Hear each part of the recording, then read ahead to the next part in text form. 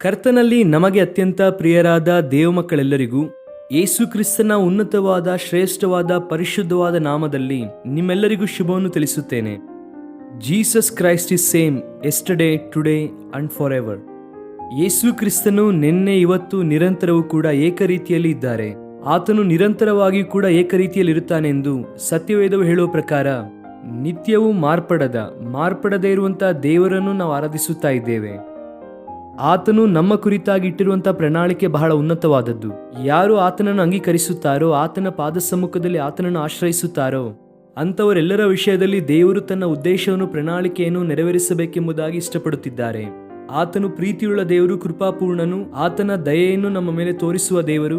ಆತನ ಸಹಾಯವನ್ನು ಕೋರುವಂತ ಯಾರೊಬ್ಬರನ್ನು ಕೂಡ ಆತನು ನಿರುತ್ಸಾಹಪಡಿಸುವುದಿಲ್ಲ. ಇದೇ ನಂಬಿಕೆಯಿಂದ ನಾವು ಕ್ರೈಸ್ತ ಜೀವಿತವನ್ನು ಮುಂದೆ ಸಾಗಿಸುತ್ತಾ ಇದ್ದೇವೆ. ಅನುದಿನವೂ ಕೂಡ ಸತ್ಯವೇದದಿಂದ ಒಂದು ವಾಗ್ದಾನವನ್ನು ನಾವು ಕೇಳುವುದರ ಮೂಲಕ ಮತ್ತು ಧ್ಯಾನಿಸುವುದರ ಮೂಲಕ ನಮಗೆ ಬೇಕಾದಂತಹ ಸ್ಫೂರ್ತಿ ಹಾಗೂ ಪ್ರೇರಣೆಯನ್ನು ಪರಿಶುದ್ಧಾತ್ಮನು ನಮಗೆ ಅನುಗ್ರಹಿಸುವವರಾಗಿದ್ದಾರೆ. ಆದ್ದರಿಂದ ನಾವು ದೇವರನ್ನು ಸ್ತುತಿಸುವುದಕ್ಕೆ ಬದ್ಧರಾಗಿದ್ದೇವೆ. ಈ ದಿನ ವಾಗ್ದಾನಕ್ಕಾಗಿ ಎದುರು ನೋಡುತ್ತಾ ಇದ್ದೀರಾ ಅಲ್ವಾ? ಸತ್ಯವೇದವನ್ನು ತೆಗೆದು ಯೆಶಾಯನ ಪುಸ್ತಕ 8ನೇ ಅಧ್ಯಾಯ 13ನೇ ವಾಕ್ಯವನ್ನು ಓದೋಣ. The book of Isaiah chapter 8 and verse 13. ಸೇನಾಧೀಶ್ವರನಾದ ಯೆಹೋವನನ್ನೇ ಪ್ರತಿಷ್ಠೆಪಡಿಸಿರಿ, ಆತನಿಗೆ ಹೆದರಿಕೊಳ್ಳಿರಿ, ನಡುಗಿರಿ, ಆತನು ಆಶ್ರಯವಾಗುವನು. ದೇವರ ನಾಮಕ್ಕೆ ಸ್ತೋತ್ರ ಉಂಟಾಗಲಿ. ಈ ವಾಕ್ಯವನ್ನು ಗಮನಿಸೋಣ. ಆಗ ಆತನು ನಿಮಗೆ ಆಶ್ರಯವಾಗುವನು. God will be your sanctuary. ದೇವರೇ ನಿಮಗೆ ಆಲಯವಾಗಿ, ಆತನೇ ನಿಮಗೆ ಪರಿಶುದ್ಧ ನಿವಾಸ ಸ್ಥಾನವಾಗಿ ಇರುತ್ತಾರೆ. ಎಷ್ಟು ಉನ್ನತವಾದ ವಾಗ್ದಾನ ಇದು! ದೇವರು ನಮ್ಮ ಕುರಿತಾಗಿಟ್ಟಿರುವಂತಹ ಉದ್ದೇಶ ಎಷ್ಟು ಉನ್ನತವಾದದ್ದು ನೋಡಿ. ಆದರೆ ಆ ಮೇಲಿನ ವಾಕ್ಯವನ್ನು ನಾವು ಗಮನಿಸಿ ನೋಡುವುದಾದರೆ, ಸೇನಾಧೀಶ್ವರನಾದ ಯೆಹೋವನು ಪರಿಶುದ್ಧನು. ಆ ವಿಷಯವನ್ನು ಗಮನಿಸಬೇಕು. ಮಾನವನು ಈ ದಿನದಲ್ಲಿ ಅನೇಕ ವಿಷಯವನ್ನು ತಿಳಿದುಕೊಳ್ಳುತ್ತಿದ್ದಾನೆ. ಚಂದ್ರಗ್ರಹಕ್ಕೆ ಹೇಗೆ ಹೋಗಬೇಕೆಂಬುದಾಗಿ ಮನುಷ್ಯನಿಗೆ ಗೊತ್ತಾಗುತ್ತಿದೆ. ಇವತ್ತೋ ನಾಳೆನೋ ಎಷ್ಟೋ ಪರಿಶೋಧನೆ ಮಾಡುವುದರ ಮೂಲಕ ಮನುಷ್ಯನ ಇನ್ನೊಂದು ಗ್ರಹಕ್ಕೆ ಹೋಗಬಹುದೇನೋ, ಅಥವಾ ಅಲ್ಲಿ ಪರಿಶೋಧನೆ ಮಾಡುತ್ತಾರೇನೋ. ಬಾಹ್ಯಾಕಾಶದ ಕುರಿತಾಗಿ ಮನುಷ್ಯನು ತಿಳಿದುಕೊಳ್ಳುತ್ತಿದ್ದಾನೆ. ಈ ರೀತಿಯಾಗಿ ಅನೇಕ ವಿಧವಾದಂತಹ ವಿಷಯಗಳನ್ನು ಮನುಷ್ಯನು ತಿಳಿದುಕೊಳ್ಳುತ್ತಾ ಇದ್ದಾನೆ. ಆದರೆ ದೇವರು ಪರಿಶುದ್ಧನು, ಆತನು ಸೈನ್ಯಗಳ ಅಧಿಪತಿ ಎನ್ನುವಂತಹ ವಿಷಯವು ಅನೇಕರಿಗೆ ಇನ್ನೂ ಕೂಡ ಬೋಧಿಸಲ್ಪಟ್ಟಿಲ್ಲ. ನೀವು ಹಾಗೂ ನಾನು ಆರಾಧಿಸುತ್ತಾ ಇರುವಂತಹ ದೇವರು ಪರಿಶುದ್ಧನಾದ ದೇವರು. ಆತನು ಅಪವಿತ್ರತೆಯನ್ನು ಪ್ರೀತಿಸುವಂತವನಲ್ಲ, ಅಶುದ್ಧತೆಯನ್ನು ಪ್ರೋತ್ಸಾಹಿಸುವಂತ ದೇವರಲ್ಲ. ಆತನು ಪರಿಶುದ್ಧನು, ಪರಿಶುದ್ಧನು, ಪರಿಶುದ್ಧನೆಂಬುದಾಗಿ ಸ್ತುತಿಗಳ ಮೂಲಕ ಕೀರ್ತಿಸಲ್ಪಡುತ್ತಿರುವ ಮಹಾಗಣನು, ಮಹೋನ್ನತನಾದ ದೇವರು ಆತನು. ಕ್ರೈಸ್ತ ಆರಾಧನೆಯಲ್ಲಿ ದೇವರ ಪರಿಶುದ್ಧತೆಯ ಕುರಿತಾಗಿ ಕೂಡ ಸ್ತುತಿಸಬೇಕು.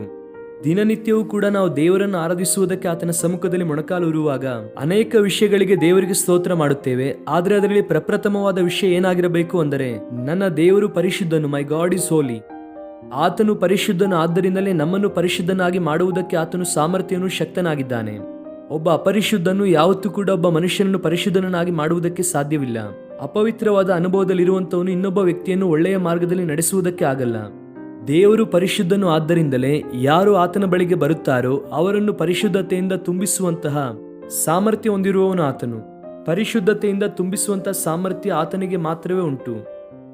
ಸೈನ್ಯಗಳಿಗೆ ಅಧಿಪತಿ ಆತನು. ಈ is the lord of host ಎಂಬುದಾಗಿ ಬೈಬಲ್ನಲ್ಲಿ ಬರೆಯಲ್ಪಟ್ಟಿದೆ. ಏನು ದೇವರಿಗೆ ಇರುವಂತಹ ಸೈನ್ಯ? ಸತ್ಯವೇದದಲ್ಲಿ ಅನೇಕ ಕಡೆ ನಮ್ಮ ದೇವರು ಸೈನ್ಯಗಳ ಅಧಿಪತಿ ಎಂಬುದಾಗಿ ಬರೆಯಲ್ಪಟ್ಟಿದೆ. ಆತನು ಅಧಿಕಾರವುಳ್ಳಂತಹ ದೇವರು. ಆತನಿಗೆ ಒಂದು ಸೈನ್ಯ ಇದೆ. ತನ್ನ ನಿಯಂತ್ರಣದಲ್ಲಿ, ತನ್ನ ಅಧೀನದಲ್ಲಿ ದೇವರ ಸೈನ್ಯವನ್ನು ಇಟ್ಟುಕೊಂಡಿದ್ದಾರೆ. ಕರ್ತನಲ್ಲಿ ಪ್ರಿಯರೇ, ಈ ವಿಷಯವನ್ನು ನೆನಪಿನಲ್ಲಿಟ್ಟುಕೊಂಡು ನೀವು ದೇವರಿಗೆ ಮಾತ್ರ ಹೆದರುವಾಗ ಆತನು ನಿನಗೆ ಪರಿಶುದ್ಧ ನಿವಾಸ ಸ್ಥಾನವಾಗಿರುತ್ತಾರೆ. ಮನುಷ್ಯನು ಈ ದಿನದಲ್ಲಿ ಭಯಪಡಬೇಕಾದಂತಹ ವಿಷಯಗಳಿಗೆ ಭಯಪಡುತ್ತಿಲ್ಲ, ಭಯಪಡಬಾರದೇ ಇರುವಂತಹ ವಿಷಯಗಳಿಗೆ ಭಯಪಡುತ್ತಿದ್ದಾನೆ. ನಾವು ದೇವರಿಗೆ ಭಯಪಡಬೇಕು. ಅಂದರೆ ಈ ಭಯ ದೇವರು ಏನೋ ಮಾಡುತ್ತಾರೆಂತಲೋ, ಅಥವಾ ಸಾಯಿಸುತ್ತಾರೆಂತಲೋ, ಅಥವಾ ಬೇರೆ ಏನೋ ಮಾಡುತ್ತಾರೆಂಬುದಾಗಿ ಅಲ್ಲ. ಇದು ಗೌರವಪೂರ್ವಕವಾದಂತಹ ಭಯ, ರೆವರೆನ್ಷಿಯಲ್ ಫಿಯರ್. ದೇವರಲ್ಲಿ ಭಯಭಕ್ತಿಯುಳ್ಳವರಾಗಿರುವಂಥದ್ದು ಬಹಳ ಪ್ರಾಮುಖ್ಯವಾದ ಅಂಶ. ನಮ್ಮ ಜೀವಿತದಲ್ಲಿ ದೇವರ ಮೇಲೆ ಭಯಭಕ್ತಿ ಹೊಂದಿದ್ದೇವಾ? ವಾಕ್ಯವನ್ನು ಪರಿಶೀಲಿಸುವುದಾದರೆ, ಯೆಹೋವನ ಭಯವೇ ಜ್ಞಾನಕ್ಕೆ ಮೂಲವೆಂಬುದಾಗಿ ವಾಕ್ಯದಲ್ಲಿ ಬರೆಯಲ್ಪಟ್ಟಿದೆ. ಆತನಲ್ಲಿ ಭಯಭಕ್ತಿಯುಳ್ಳವರು ದೀರ್ಘಾಯುಷ್ಯನ್ನು ಹೊಂದುತ್ತಾರೆಂದು ವಾಕ್ಯದಲ್ಲಿ ಬರೆಯಲ್ಪಟ್ಟಿದೆ. ಎಷ್ಟೋ ಆಶೀರ್ವಾದ ದೇವರು ನಮಗೆ ಕೊಟ್ಟಿದ್ದಾರೆ. ಈ ದಿನ ದೇವರ ಮೇಲೆ ನೀನು ನಿಜವಾದ ಭಯಭಕ್ತಿ ಹೊಂದಿದ್ದೀಯಾ? ಇದುವರೆಗೂ ದೇವರಂದರೆ ಭಕ್ತಿ ಇದೆ, ಆದರೆ ಭಯ ಇಲ್ಲ. ಆದ್ದರಿಂದಲೇ ಪಾಪವನ್ನು ನಿರಾಕರಿಸುತ್ತಿಲ್ಲ, ಪಾಪವನ್ನು ನಿರಂತರವಾಗಿ ಮಾಡುತ್ತಲೇ ಇದ್ದೀಯಾ? ದೇವರ ಮೇಲೆ ಗೌರವಪೂರ್ವಕವಾದ ಭಯ ಇರುವಾಗ ಆತನ ಮಾತಿಗೆ ವಿಧೇಯನಾಗುತ್ತೀಯಾ? ಆತನ ಮಾತನ್ನು ಕೇಳುತ್ತೀಯಾ? ಪಾಪವನ್ನು ಜಯಿಸುವಂತ ಶಕ್ತಿಗೋಸ್ಕರವಾಗಿ ಪ್ರಾರ್ಥನೆ ಮಾಡುತ್ತೀಯಾ? ಪರಿಶುದ್ಧಾತ್ಮನ ಸಹವಾಸವನ್ನು ಬೇಡಿಕೊಳ್ಳುತ್ತೀಯಾ? ದೇವರ ಚಿತ್ತವನ್ನು ನೆರವೇರಿಸುವುದಕ್ಕಾಗಿ ಯಾವಾಗಲೂ ತವಕಿಸುತ್ತೀಯಾ? ದೇವರ ಮೇಲೆ ಭಯ ಇಲ್ಲದೆ ಇರುವಾಗಲೂ ಇಷ್ಟಾನುಸಾರವಾದ ಜೀವಿತಕ್ಕೆ ಒಳಗಾಗುತ್ತೇವೆ. ಆದರೆ ಯಾವಾಗ ದೇವರ ಮೇಲೆ ನಿಜವಾದ ಭಯಭಕ್ತಿಯನ್ನು ಹೊಂದಿರುತ್ತೀರೋ, ಆತನ ಕುರಿತಾಗಿ ನೀವು ಆಲೋಚನೆಯನ್ನು ಮಾಡುತ್ತೀರೋ, ಈಗ ದೇವರು ಹೇಳುತ್ತಿದ್ದಾರೆ, ನಾನು ನಿಮಗೆ ನಿವಾಸ ಸ್ಥಾನವಾಗಿರುತ್ತೇನೆ, ನಾನೇ ನಿಮ್ಮೊಂದಿಗೆ ವಾಸ ಮಾಡುತ್ತೇನೆ, ನಿಮ್ಮಲ್ಲಿರುತ್ತೇನೆ, ನಿಮ್ಮೊಂದಿಗೆ ಇರುತ್ತೇನೆ ಎಂದು ದೇವರು ವಾಗ್ದಾನ ಮಾಡಿದ್ದಾರೆ. ಇದು ಎಷ್ಟು ದೊಡ್ಡ ಆದರಣೆಯನ್ನು ಕೊಡುವಂತಹ ಮಾತು. ನಿನ್ನೊಂದಿಗೆ ಯಾರೇ ಇದ್ದರೂ ಇಲ್ಲದಿದ್ದರು, ಯಾರೇ ನಿನ್ನ ಜೊತೆಗೆ ಇದ್ದರೂ ಇಲ್ಲದೇ ಇದ್ದರು, ಒಂಟಿತನದಿಂದ ಇರುವುದಾದರೆ ದೇವರು ನಿನ್ನೊಂದಿಗೆ ಮಾತನಾಡುತ್ತಾ ಇದ್ದಾರೆ. ಆತನೇ ನಿನಗೆ ನಿವಾಸ ಸ್ಥಾನವಾಗಿರುತ್ತಾರೆ. ಎಷ್ಟು ಒಳ್ಳೆಯ ದೇವರು ಆತನು, ಎಷ್ಟು ಪ್ರೀತಿಯುಳ್ಳ ದೇವರು ಆತನು. ಈ ವಾಗ್ದಾನವನ್ನು ಕ್ಲೇಮ್ ಮಾಡೋಣ. ದೇವರಿಗೆ ಇರುವಂತಹ ಒಂದು ಹೆಸರು ಇಮ್ಯಾನ್ಯುಯಲ್, ಅಂದರೆ ನಮ್ಮ ಸಂಗಡ ಇರುವಂತಹ ದೇವರು. ದೇವರು ನಮ್ಮೊಂದಿಗೆ ಇದ್ದಾರೆ, ನಮ್ಮನ್ನು ಯಾವತ್ತೂ ಅನಾಥರನ್ನಾಗಿ ಬಿಡುವುದಿಲ್ಲ. ನಾನು ನಿನ್ನನ್ನು ಕೈ ಬಿಡುವುದಿಲ್ಲ, ತೊರೆಯುವುದಿಲ್ಲ ಎಂದು ವಾಗ್ದಾನ ಮಾಡಿದ ದೇವರು. ಆತನ ವಾಗ್ದಾನವನ್ನು ಯಾವಾಗಲೂ ಸ್ಥಿರಪಡಿಸುವಂತಹ ದೇವರು. ಆದ್ದರಿಂದ ಆತನನ್ನು ದೃಷ್ಟಿಸಿರಿ, ಬಲವಾದ ಕಾರ್ಯ ನಿಮ್ಮ ಜೀವಿತದಲ್ಲಿ ನಡೆಯುತ್ತದೆ. ಈ ವಾಗ್ದಾನವನ್ನು ಈ ದಿನ ಕ್ಲೇಮ್ ಮಾಡಿ ದೇವರಿಗೆ ಸ್ತೋತ್ರವನ್ನು ಮಾಡಿರಿ. ನಿಮ್ಮ ದೇವರು ಪರಮ ಪವಿತ್ರನು ಮತ್ತು ಪರಿಶುದ್ಧನು, ಆದ್ದರಿಂದ ನಿಮ್ಮನ್ನು ಪರಿಶುದ್ಧತೆಯಿಂದ ತುಂಬಿಸುತ್ತಾರೆ. ನಿಮ್ಮ ದೇವರು ನಿಮಗೆ ನಿವಾಸ ಸ್ಥಾನವಾಗಿರುತ್ತಾರೆ. ಆಮೇನ್. ಪ್ರಾರ್ಥನೆ. ಪ್ರೀತಿಯುಳ್ಳ ತಂದೆ, ನಮ್ಮ ಕುರಿತಾಗಿ ನಿಮಗೆ ಇರುವಂತಹ ಪ್ರತಿಯೊಂದು ಒಳ್ಳೆಯ ಉದ್ದೇಶಕ್ಕಾಗಿ ಸ್ತೋತ್ರ ಹೇಳುತ್ತೇನೆ. ಈ ದಿನ ನೀವು ನಮಗೆ ಕೊಟ್ಟಂತ ವಾಗ್ದಾನಕ್ಕಾಗಿ ಸ್ತೋತ್ರ. ನಮಗೆ ನೀವು ಪರಿಶುದ್ಧ ನಿವಾಸ ಸ್ಥಾನವಾಗಿ ಇರುತ್ತೀರಾ, ಯಾಕಂದ್ರೆ ನೀವು ಸೈನ್ಯಗಳ ಅಧಿಪತಿಯಾಗಿರುವ ದೇವರು. ನೀವು ಪರಿಶುದ್ಧನ, ಅದಕ್ಕಾಗಿ ಸ್ತೋತ್ರ.